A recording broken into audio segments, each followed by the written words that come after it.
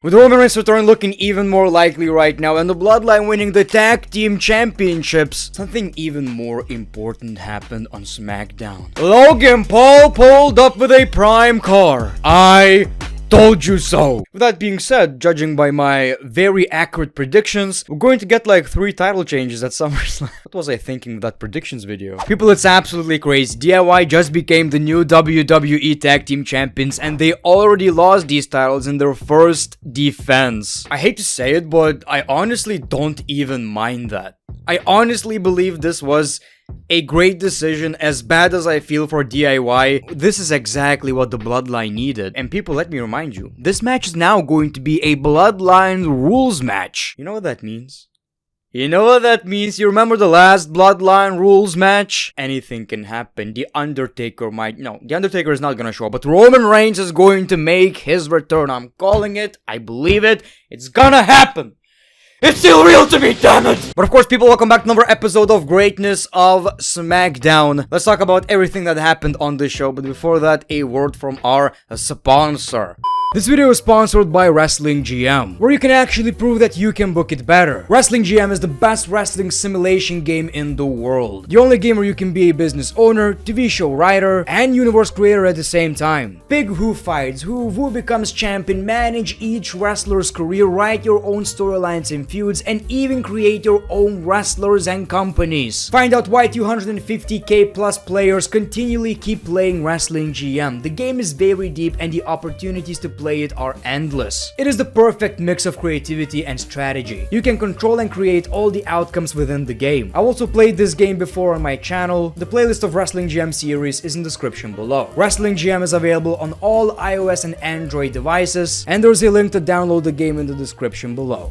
Welcome back, people. How are you guys doing today? I do have a big announcement that will absolutely change my content, my channel, and I think I'm gonna upload it a little bit later, so stay tuned. Cody obviously calls out Solo Sikoa. I'm not wasting any time, and he says it's not easy what Solo is trying to do, becoming the tribal chief. From a distance, he almost admires it, but once all the cinema is gone, there is an old expression. Tomorrow, the bell's going to ring, and when it rings, Solo will find out that he has nothing to lose, and Cody has everything on the line. Cody plans to pay the debt to Randy Orton and Kevin Owens with Solo's blood. Solo tells him that Cody beat a weak tribal chief at WrestleMania. He says he is not weak, he is the opposite. He is dangerous, and at SummerSlam, he's going to show Cody how dangerous he is. We see the Bloodline, and Solo straight up says, what about a Bloodline rules match at SummerSlam? Cody responds by saying Jacob Fatu is a dumb son of a bitch, and that's what makes him special. That's what makes him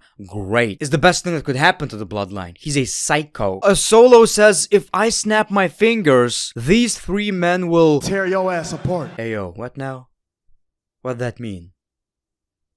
What that mean? You know what, boy? You know what? You know what I'm gonna do? I'm gonna tear your ass. No. Cody says, I know what I have to do. Defeat the tribal chief. And since he ain't here, I'll settle for a wannabe. Boom. Shots fired. That's exactly who you are, Solo.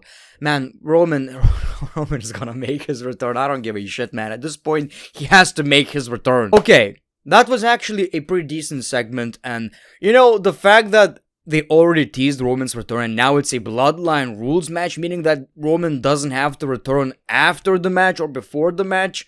He can do that straight up in the middle of the match. That says a lot to me. And I believe, man, if it's not gonna happen, I'm gonna look so fucking dumb. Then we got Andrade versus Carmelo Hayes rematch, which is always fun. There's a reason why WWE keep doing it, although I was surprised by the result. Andrade won for the second time. So here's the thing, like, Carmelo is the future of the WWE. Obviously, we can all see that, but lately he's been losing a lot, which I don't think is hurting his credibility yet. He's still very young, but you gotta play safe with that shit, right? Like, what are they building Andrade for? This is my question. Santos says Legado del Fantasma needs to get back on track, and it will happen by taking care of Apollo Crews. Really, I'm gonna become a WWE legend by beating Apollo Crews.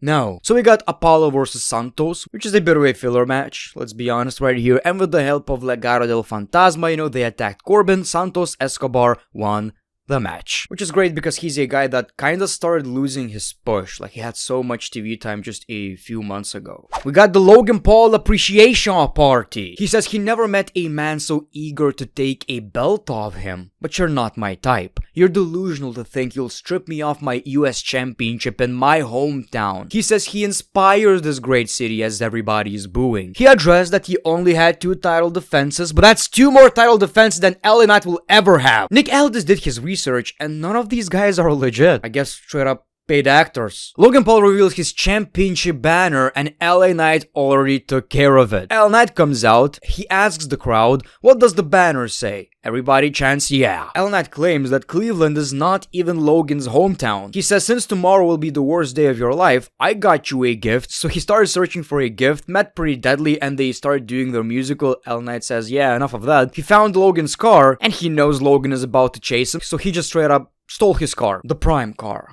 The Prime bottle car. If you have that, you're the coolest kid in town, baby. You're the coolest fucking kid in town. I'm driving a bottle. It's ridiculous. It's stupid.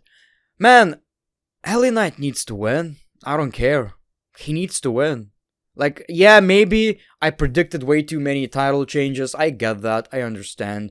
At the end of the day, tell me when I'm telling lies. We also got the WWE Women's Tag Team Championship match, and it ended exactly the way you thought it would. Davenport interfered, and the WWE Women's Tag Team Champions retained. I mean, they technically lost, but it's a DQ, as they continued with the beatdown on Bianca Belair and Jade Cargill. What's interesting about this is that the early SummerSlam posters had Jade, Bianca on it, and they are not even gonna be on the pay-per-view. Which I get. This is not something I would give a shit about at SummerSlam, right? Oh my god, people. Nia Jax gifts Tiffany a pink briefcase. But if you cash in, we will no longer be princess and queen. Chelsea seems jealous, and she would have painted that briefcase green. You know, just a bunch of girl drama. And now she's gonna keep that briefcase for a very long time. I assume. She's not gonna cash in on Nia because they worked on the goddamn briefcase, it looks good, and that's the whole idea, right? Barbie, pink briefcase, you get the idea. People, in the main event, we got the WWE Tag Team Championship match, and honestly, I was a little surprised. I had my suspicions that the Bloodline might win. The match was actually pretty fun, but, you know, at the end of the day, DIY just won the Tag Team Championships, and this is not something that Triple H does usually, you know, hot potatoing championships, which maybe he should do more often. I don't mind that shit from time to time. Well, anyway, we see the match, and Jacob Fatu went on fire, man. This motherfucker is one of the best wrestlers in the WWE right now. Love his shit. Well, anyway, the Bloodline picked up the W as we see Solo holding both of these championships, basically sending a message to Cody Rhodes. I love this. This is exactly what the Bloodline needed.